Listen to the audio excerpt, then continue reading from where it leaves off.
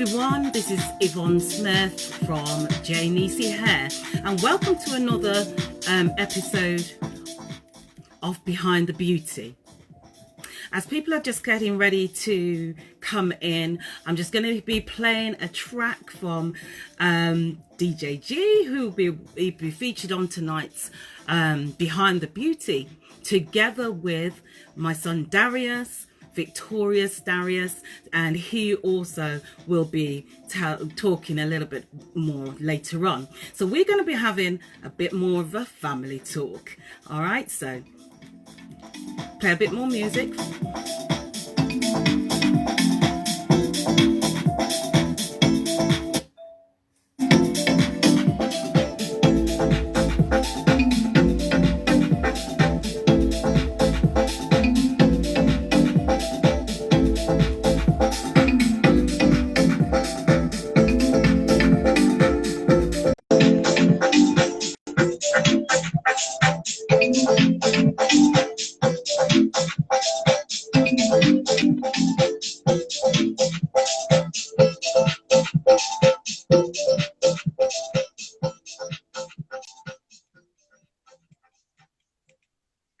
Hi, so welcome DJG, my husband Gary, and also Victorious Darius, my wonderful son. Welcome to Behind the Beauty. Come on. You're lovely. You're supposed to have been drinking, you know.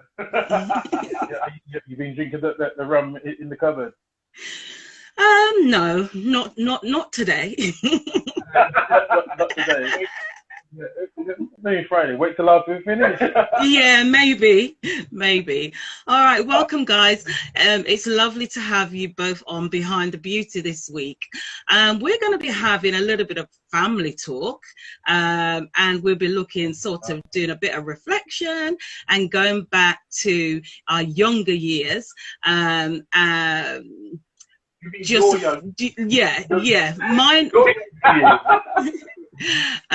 So first thing, it will be mine and Gary's, DJG's younger years, and then we'll get Darius to reflect on maybe just a few years ago. All right, so Gary, tell me a little bit about your younger years growing up in Oxford. Remember, too far to remember. Such a long thing that, you know. It was fun. There was 5 of us in the family, and it was if anybody knows Oxford, Cowley is the place where I grew up and had fun with my brothers and sisters, and it was just a real good time. Okay, so you was the youngest of the 5 in your family? Youngest and the best out of all the 5. So I was so well behaved, so lovely. Not what I've heard. Look, listen, you people. Listen, let me have my time. This is my time. We'll give you your 2 minutes of fame. I was lovely and kind and a wonderful young brother, a young son that never got into trouble much. I didn't get caught. That's why. So you was a bit deceivious. What? Ooh, yeah. Are you shocked? I am shocked. Why are you shocked? Because you said you didn't used to get in trouble, but you got away with so many things as a youngster. I didn't get caught, so I was careful. Yeah. Okay.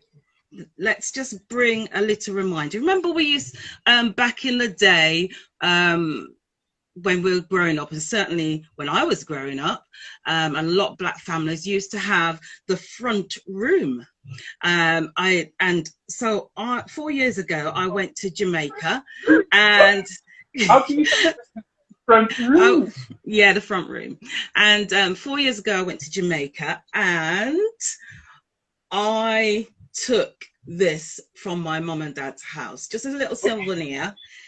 Yeah, I didn't steal it. I just You get permission said for to, it. yeah, I just said to Dad, I'm going to take it. Anyway, so what sort of things was in your front room, Gary?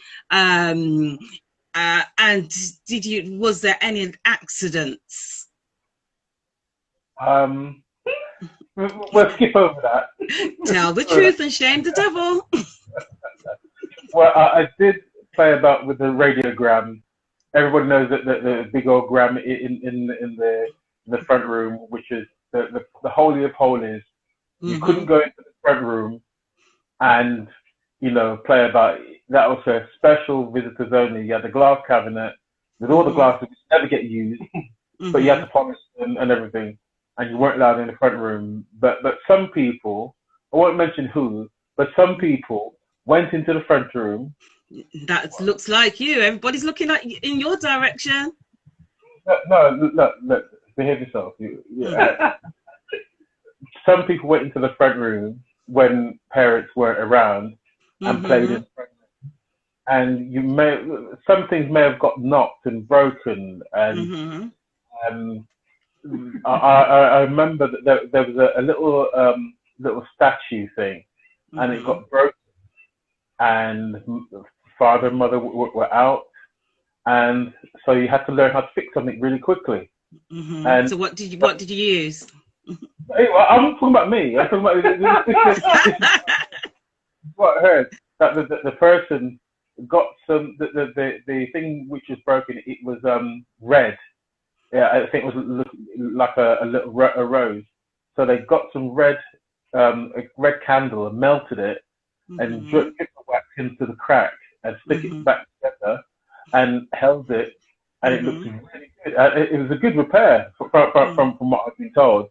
The repair was really, really good, and put it in a certain place, and no one did notice for a few months, and quite a few months. And then when the summer hit, it was a hot summer, and it just fell and broke. Do you mean it melted rather than it? Yeah, the information that I got, that it melted and it fell off. So you didn't get a telling off for that. I didn't say it was me. I heard. Okay. All right. Okay. So Gary, what sort of things got you into doing music and so forth? So we'll come to you in a minute, Darius. Don't worry. Yeah, push him out. Go on. So you was in the front room. What sort of things got you into music? Well, in our house, my brother George, he used to play a lot of music. So he used to play lots of soul, reggae, blues. I grew up listening to so much different kinds of music, and every Saturday, everybody would do their chores in the house. So somebody do the hoovering, somebody do the dusting, somebody do the washing up, and there's music in the house on Saturday morning, and we just wild out, and that's what we got into music. Then when I started going to church, I wanted to be a drummer, and so I practiced to play the drums, and I bought lots and lots of music to learn how to play, listening to the drums on the music, and amassed lots of music, and then that's how it became. I was almost like addicted to music. Okay, so where did you practice your drumming lessons? Well, it's within in a room, and it's nice, and he used to say, nice, and there's somebody at the front door. Hold on. Okay, all right, Darius. Let's go to you. Okay, so Victorious Darius, or which is what you called yourself. Where did that name come from? Actually, Victorious Darius is just what I'm called on Instagram, for the simple reason that I can't have Victory for You on Instagram. One day I'll get it. One day I'll get my Instagram handle. But Victory for You all started when I saw someone who was really, really upset, and I just wanted to help them out. Started an inspirational blog for young people, and then it just developed into my love of fashion and my love of I guess, helping other people and listening to other people's stories and things they've been. Yeah. So when you was at school, so just replay a little bit about school. How was school for you? To put it bluntly, horrible. Most of it was pretty horrible. Obviously, the education side of things was great. Like, I learned loads and I did, amazing things, but making friends and everything like that was horrible. I was bullied for most of school. So I just developed a mixture of a tough skin and, that reality of just being like, I will just not speak to many people. Absolutely fine. But I think it's kind of built me into the person that I am now, where I'm quite resilient, and if someone says anything to me, I just kind of take it on the chin, take it with not even a pinch of salt, with a whole bucket of salt, because it's just their opinion. Okay, so you've been doing quite a lot of things from a young age. You've doing writing and poetry and all sorts of things like that. So tell us, when did you start doing writing? And because I'm sure quite a lot of people who's listening in don't know about some of the things that you've done. So tell us a little bit more about that. So I've always been writing. Ever since I could write, I've been writing. So I've been writing poetry since I was about 5 years old. I self-published my very first poetry book when I was 12, which is called Victory for You, Poetry Belief. And then I think it was about a year after I self-published another poetry book called Victory for You Poetry Collection, which is just like a short anthology of poems written from the point of view of a 5 to 13-year-old Darius. So some of the poems in there they're really cute and juvenile, but then some of them are quite insightful and interesting. So yeah, see like my journey. And now with writing, I'm doing different things. So on my site, victoryforyou.co.uk, there's lots of different bits and pieces of information, things that I've written, that's on there. And I'm also writing for Oxford's most diverse magazine called Collective Conversations. I'm really proud to be an editor for them. Okay, so how did you get that opportunity to write for that magazine? Lockdown. Lockdown had this opportunity. A friend of a friend reached out to me, and Collective Conversations was started by an amazing Black lady called Faustine. And from there, for the most part, it's predominantly female-led. There are so many females in this group, all from different backgrounds, different walks of life, and they're all absolutely amazing. And I was welcomed in at the start as one of the only boys there. And we formed this great friendship group, just talking about different social issues, talking about, the state of the UK and so many other things. We're all minded, even though we've had extremely different experiences. So it's such a brilliant experience to have from lockdown with everything that's come with it. Okay, we'll talk more about lockdown, but I wanted to talk a little bit about, you mentioned about fashion. So tell us how your love for fashion, where did that start? Wanted more clothes. Yeah, that's all it boils down to. I want some more clothes. I like this. I want this. That's when fashion starts. That's actually true. I just like clothing. I like putting different patterns and pieces together. And then I think when I was a lot younger, other than Sir Trevor McDonald, one of the first times I saw someone really, powerful and Black and influential was Naomi Campbell. And then things that she was doing and who she was wearing and researching that and being like, oh, these designers are amazing. And then I've had opportunities to go to London Fashion Week a good handful of times and speak to different people, go backstage with makeup artists and just talking to loads of different people and getting a great insight of the industry. It's just been such an experience, and I would highly recommend it to pretty much anyone if you want to get into that. Like, there are so many avenues you can actually get into it. Good. Okay, so so how many years have you been going to shows and taking part? So I've been, how many years has it been now? It's been All the years. It's been a whole heap of years now, because I think I went to my very first show when I was still in sixth form. So I was 17. And that was first in Oxford with an amazing group of people. At the time, they were called Oxford Fashion Week, and then they graduated to Oxford Fashion Studio. And I've had opportunities to style some models whilst I was with them. And yeah, so a lot of the shows I've been to have been with them. Then when they graduated to Oxford Fashion Studio, they were doing shows in New York, in London, in Paris.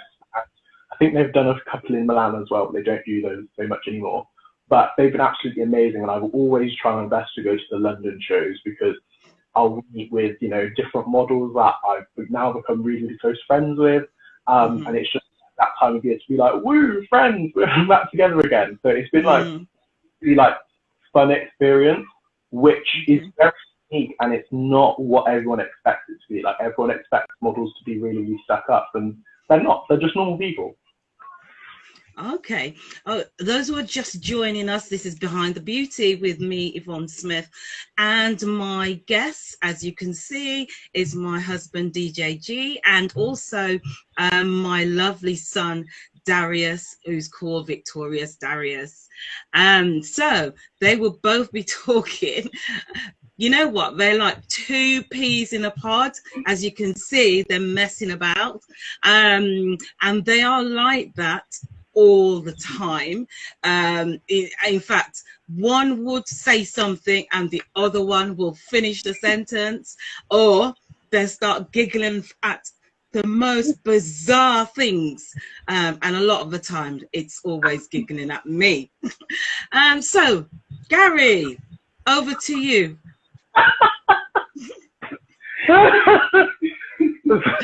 I don't know what they're laughing at. I don't know. Share the joke. Share the joke. No, it won't make sense to you. No, we just like having fun. Okay. All right. So over to you, Gary. Where we've been married for 29 years. In June. So how's life been for you? If I committed murder, right, I'll be out of prison way before now, you know. Yeah. Okay. 29 long years. But when I got married to Yvonne, I had hair, right? You know, now 29 years later, not one strand, one strand of hair, Lee. That tells you know. So that's the impact that I've had on you. Maybe lose my hair, yeah. Oh dear, that's not very nice. That's not very nice. Anyway, you know what? Gary was actually losing some of his hair way back. He was very thin at the front here. So but after getting married, it ran off. It gone. Oh, no, don't blame me. Don't blame me. Don't blame me. Anyway, back to what you've been up to. So, Gary, when did you actually get into doing DJing? When was that love for DJing started? Well, it started after we got married. I was always, in fact, before that, I was always into music heavily. I had, because we had to move house because I had so much music. So, I mean, the only place there wasn't music, it was in the bathroom. But there were CDs all around the place. I do, and certain ladies or certain women complain, why do you need so much music?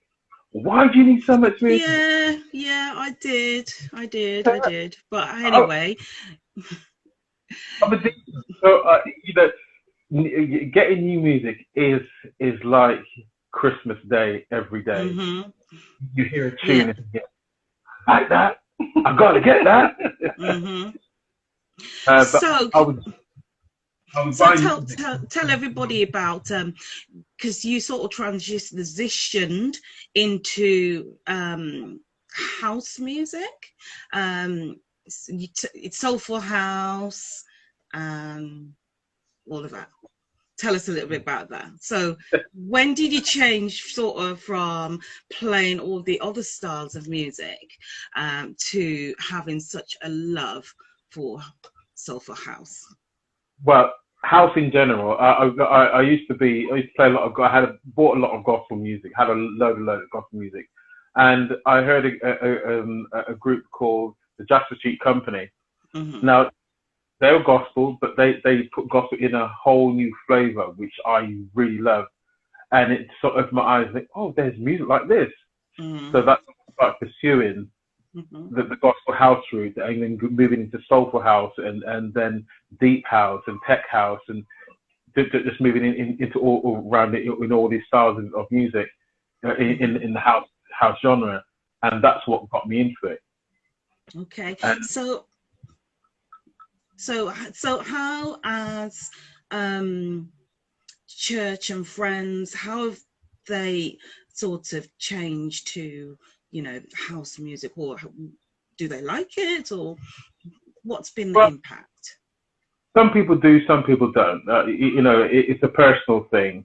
When I started playing a lot of house, then people will see me go up and I'm playing a house set, and people say, are you playing any reggae? I said, no, I'm playing house. Why not? I'm thinking, no, I don't want to play reggae. This is what, and people would think, well, because I'm playing house, I'm not black, and a lot of black people would think that, why are you playing that kind of music for? So it's what I like. It's what I like. And, people will start getting used to the ideas. Oh, this is house. Oh, I start to like it. And it was a long road for people to understand mm-hmm. that mm-hmm. yes, I'm a black man. I like black music, but the whole thing of house music is comfort from within the black culture. Mm-hmm. Off in Chicago and mm-hmm. grew and to what you hear it today. So mm-hmm. the thing is, God's given me something to do, and I do it. If people don't like it, tough. If you don't like what I do, mm-hmm. If you don't like it, cool. You don't have to listen to it. But mm-hmm. I'm not going to stop just because other people say, "Oh, it's not good. It's not black enough. It's not this enough." I don't care.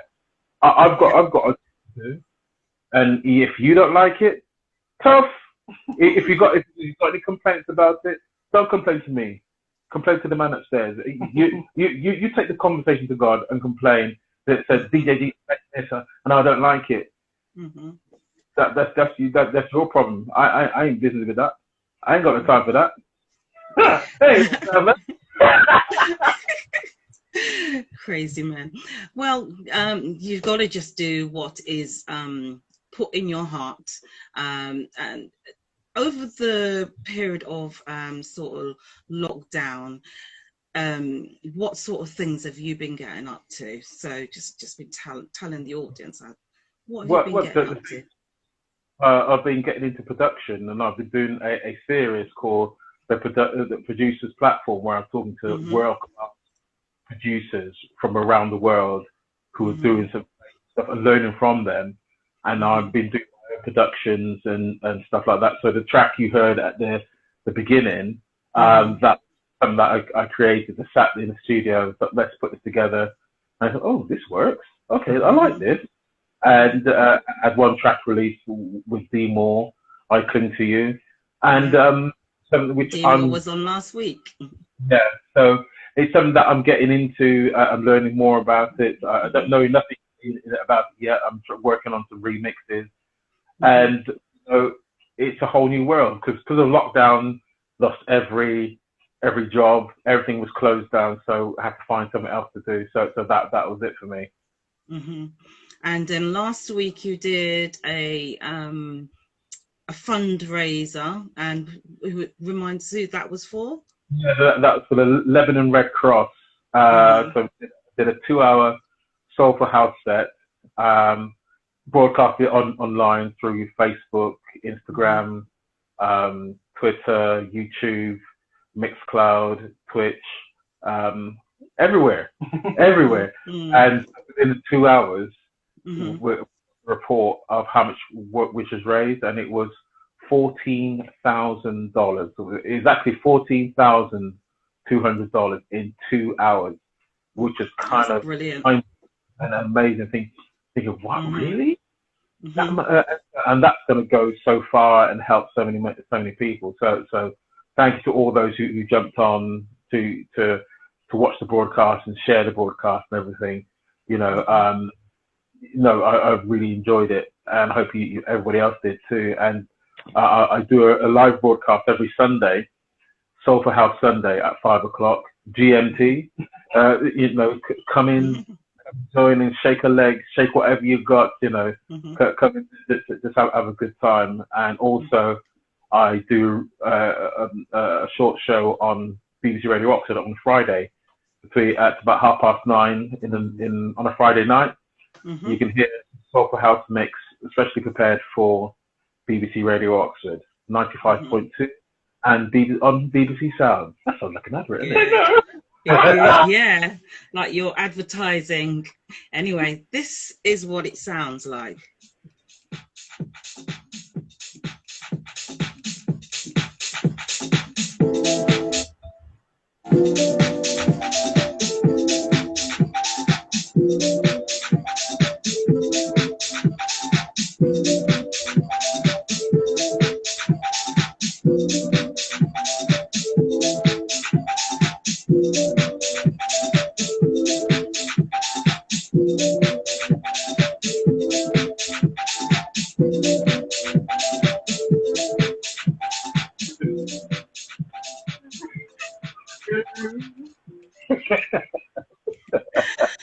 Okay, my two crazy men in my house, and that's DJG, and now we're over to Victorious Darius. So tell us a little bit about what you've been up to over this lockdown period.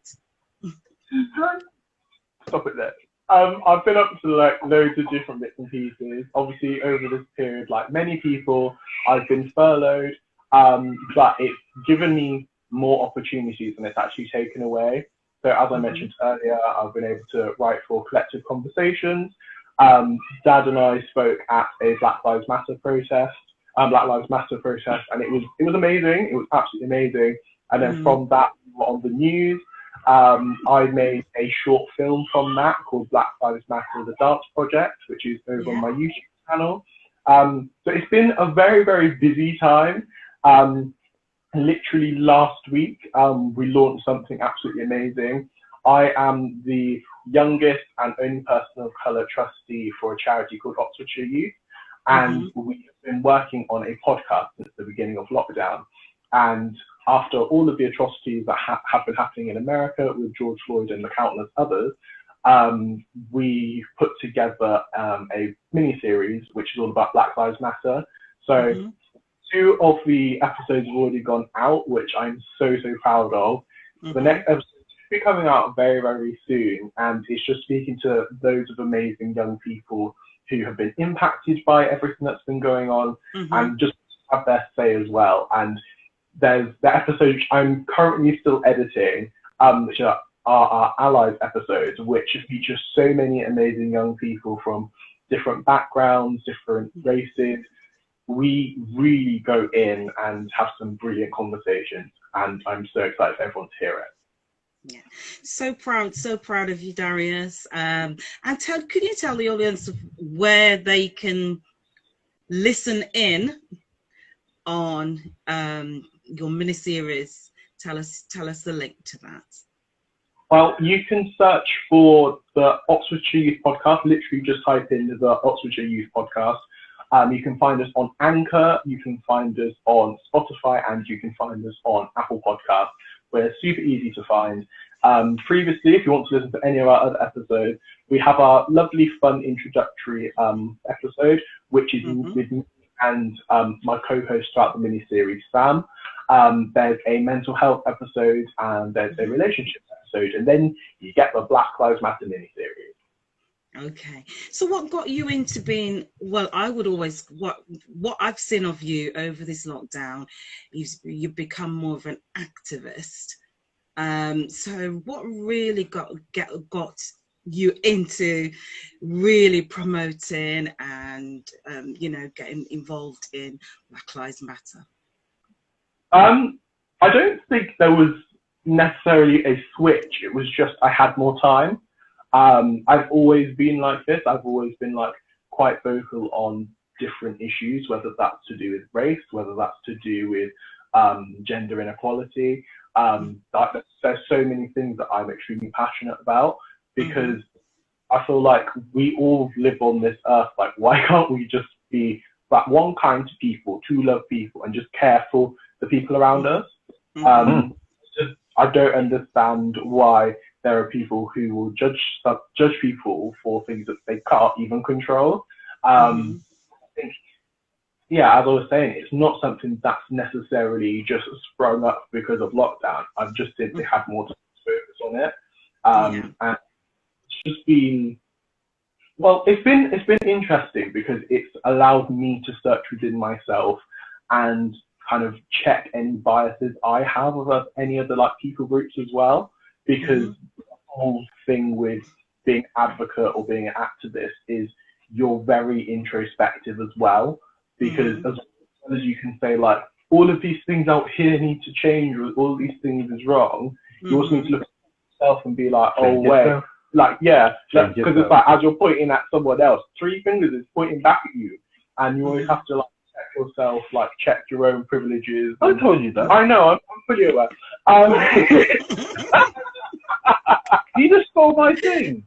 It's not fine. If you love it, it's fine. Oh, you see, I remember that. If you love, all right, I think getting love from you in a bit. You watch. But yeah, that's very much where it comes from. So whether it's posts that I do on Instagram, whether it's videos that I make on my YouTube channel, articles I write on Collective Conversations, everything that I'm doing and have been doing actually are very much based in being an advocate for various different things, whether that's mental health, Black Lives Matter, feminism. There's so many other things that I'm extremely passionate about. And it's just so, at the moment, I'm just going to be doing it more and more and more.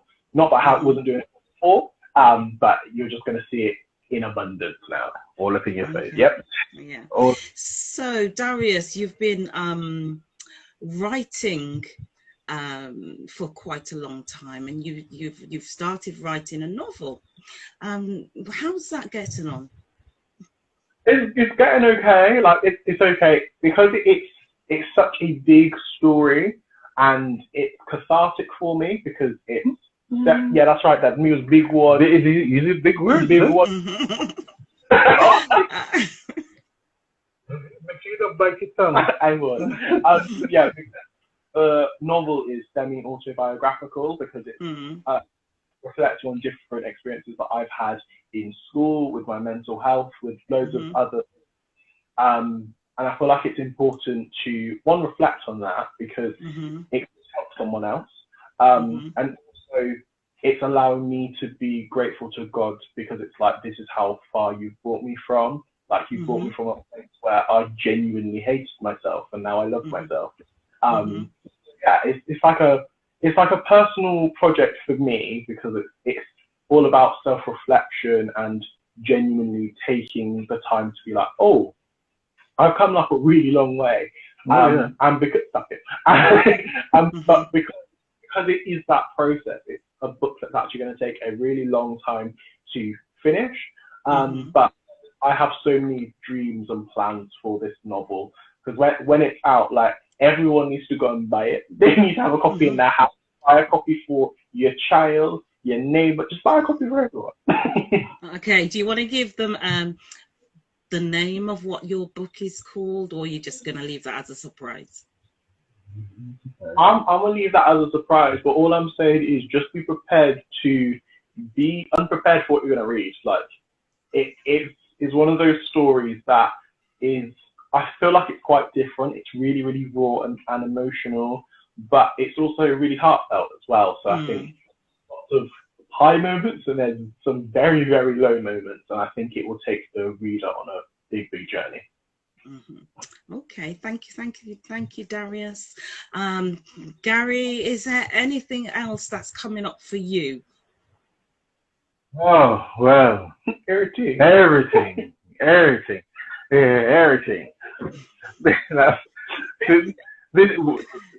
Just let everybody into a secret. Not a secret, but this is how we are. So what you're seeing is us being at home doing what we do. This one here, he tends to get a few slaps now and again, at least 3 a day. Most of them are unwarranted. They're all warranted. No, most of them are unwarranted. Okay, let me say hello to Jerry, Haley, Carol, and anybody else who's come on. I think Sean was on and Sasha was on. Hello to you all and thank you for joining. This is Behind the Beauty.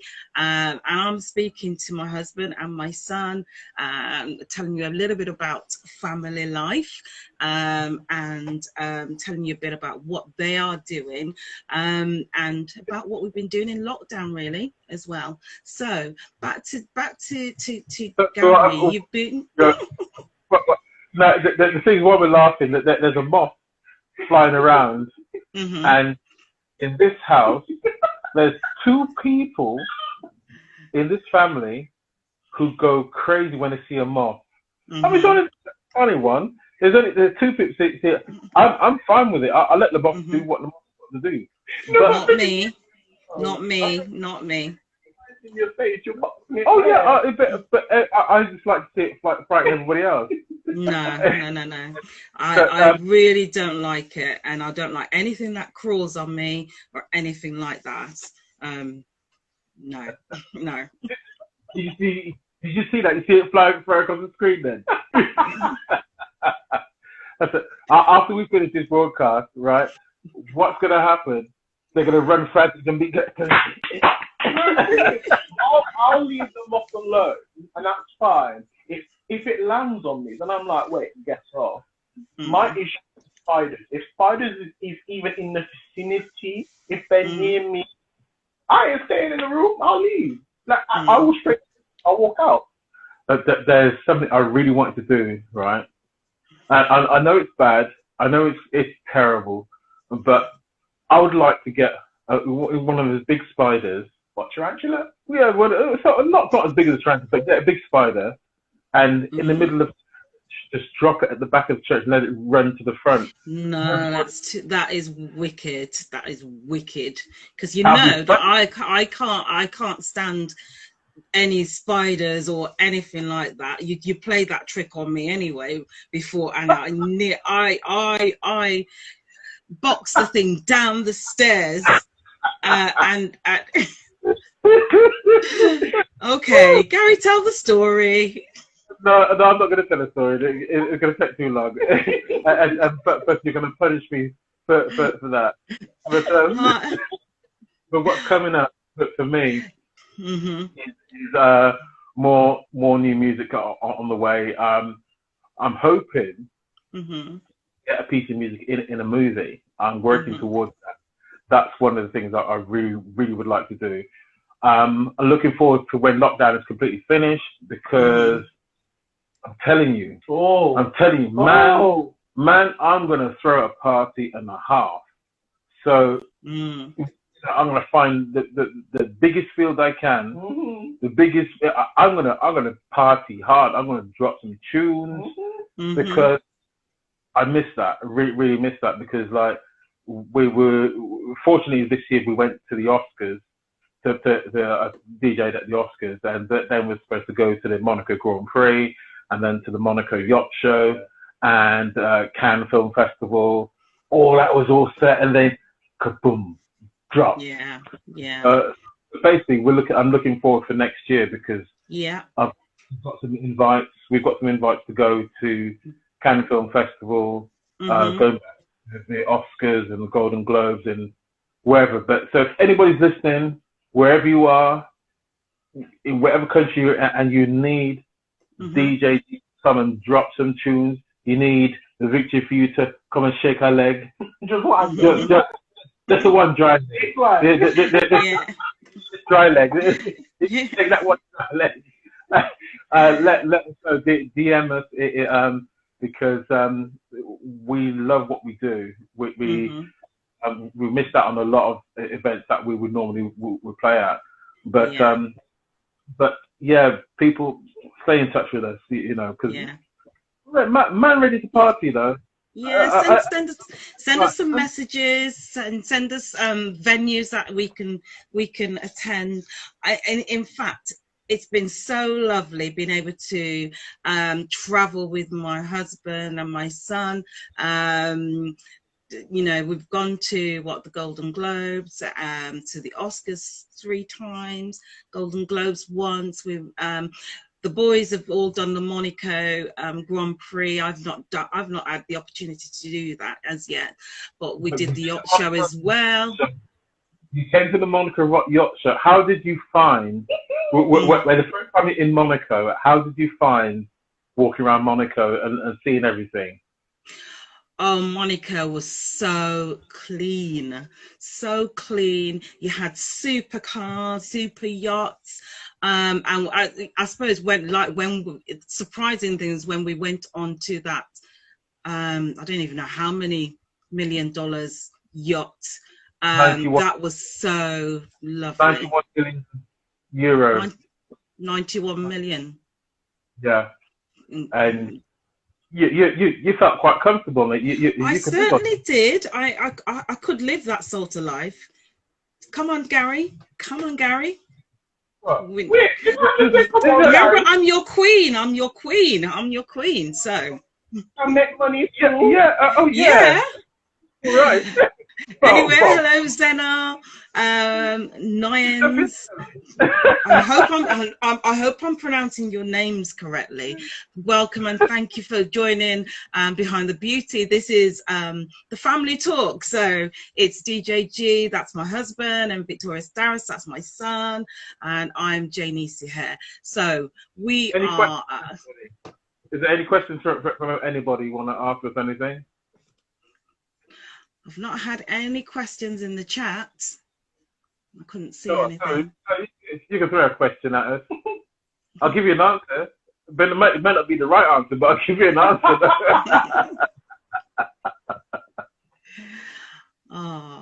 So, Darius, when are you going back to work? Or are you thinking, this is the life for me? When am I going back to work, Mama? I wish I had asked that question. I don't know. He's on furlough. I'm off furlough. As I've been saying on my YouTube channel, I am furloughed and fabulous. I wouldn't go that far. No, yes, no. Yes, he is. Yes, he is. Just furloughed and dry. No. But yeah, I'm just looking for different opportunities, different things that I can do to make some money because I mean, furlough is going to end at some point because the government's stingy, and they need to stop it.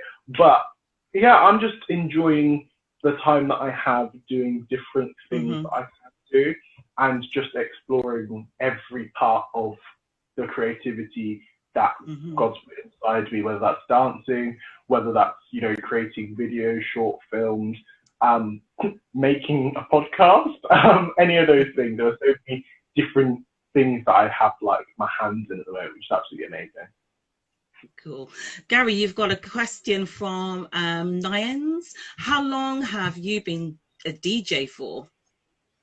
Longer than Darius has been born. No, it's quite over kind of about 20 years. Starting off not knowing what I was doing and having fun with it, and then learning more and more and more, and really enjoying it. And this because that I teach kids how to DJ, special needs kids how to DJ, and I go into different schools. And one of the kids after said that they said, oh, they want to be a DJ. So my question to them is why? And they said, I want to be a DJ because I can get all the girls to like me. I said, really? And I can make lots and lots of money. I said, really? I said, leave the class because this isn't the class for you. Because first off, you have to love music. If you don't love music, there's no point in you trying to, oh, I'm going to be a DJ, because there's plenty of people who start thinking they want to be a DJ and start it, and they end it after a few months because they realize how hard it is, and kind of discipline you have to have, and the dedication you have to have to listen to a track and listen to those tracks and buy new music every week as much as possible. You know, when you'd buy albums, I'd go and buy an album just for one song. Just for one song. And you could probably spend £15 on one album, and it's just got the one song on it. But you didn't care because that one, once you played it, it had an effect on people. People feel so good, and that's what it is about for me. Is whether I'm playing at home, abroad, in front of 1,000, 2,000, 10,000 people, it don't matter, because I want to make everybody a good time. And one of the opportunities that we had as a family, you saw us on The Greatest Dancer on BBC One. It was recorded last year, just after Darius' 21st birthday, and that was great. In fact, I watched it again yesterday, because you know, going through the rounds, and then the mirrors open, and all the dance captains up on stage dancing, and it was just a real fantastic event. And that's the sort of thing. What our intention was to go, we just could go and make people feel good. Yeah. Whether we got through or not, that was secondary. But it's in our minds, if we don't get through, fine. We've done the job. We've come and done the job. And we got through to the next round, and then the round after that, because the thing is, there's so many great dancers, great acts, and thinking, you know, if we were lucky to get through to this part, and there's people who are better than us who didn't get through because people didn't vote for them. But you know, but all that is a complete journey as a DJ, and taking it onto a whole new level. And that's where I want to be. It's not like you see an ordinary DJ down the road. No, I want to take it up to the next level, and when I get to that next level, go up to the next level, and keep growing. Because you can't stay in the same place. You have to keep growing. Yeah, and somebody asked question on, before I do that question, is just to say a quick hello to Fleur Osterjack. She's listening in, and also Richie Ranks. Big up. We've got Jaylene, we've got Richie Ranks, Jaylene, and then we've got DJ Manny. Hey, Manny. Yeah. What up? Yeah. And let's have a look. Yes. And hi, Haley. She says, you're all amazing. Love watching your videos. So thank you, Haley, for watching our videos. The boys have done more than me. They're teaching me how to do videos, and even this Behind the Beauty, this is week 3, and you know, they are teaching me how to, you know, be in front of the camera. And we have, after this, I have my critique from the boys always, every single week. So it's always a growing process for me. So yes. Okay, so hi Carol, lovely to have you on the show as well. Thank you, darling. Well, we are coming towards the end, but how does faith impact your lives and what you do? Well, I want to answer that one. Well, I can answer that in one simple phrase. I don't know what the phrase is. I'm saying it's a God thing. Simple as that. It's a God thing. Whatever we do, you probably see the hashtag, and you probably see a T-shirt saying it's a God thing. Yeah. That's it. Can't add to that. Can't take away from that. That's what it is. Yeah. What about you, Darius? Just to add a little bit to that. What Dad says. What Dad said, but also like our faith impacts every single thing that we do. How people, the respect that we have for people, no matter their background or anything. It's just like it's bettered us as people. Like even if we were just nice before with God, He makes us better. Not because we're better, it's because He's amazing. So it impacts every area of our life, and no matter what we do. So as Dad said, most importantly, it's a God thing. Simple as that. Amen. And we're also salt and light. So as you said the other day, Gary, just a little bit of sprinkling of salt, flavors. He adds that little bit of flavor to everything. And Nyanzi said, "Amen, amen." Thank you all for coming on the show, and for all the people out there, Steve Basanti. Steve Basanti, hi. Even though I don't know you, thank you very much. Nyanzi, thank you, and all those that come in. If you're not part of DJG or Darius, follow us now. Just do it. Follow at Victorious Darius. Like all the good things are happening. And at DJG121. Yep. See you guys. Take care. I'll be back on Sunday. Yeah, so we're going to be saying good night, and I'm going to be playing you a little bit more on the track just to end tonight. Thank you all for coming on, and see you again. What's in the track? What's in the track?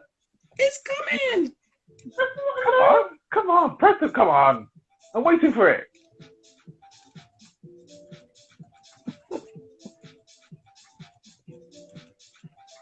Can't you hear it?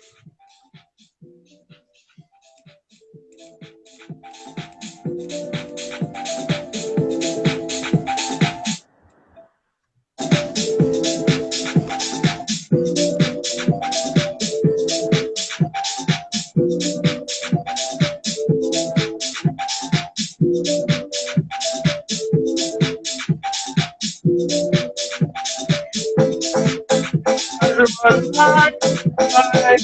Bye, Carol.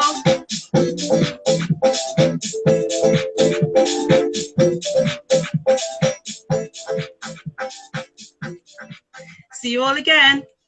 Bye-bye. Bye. Bye.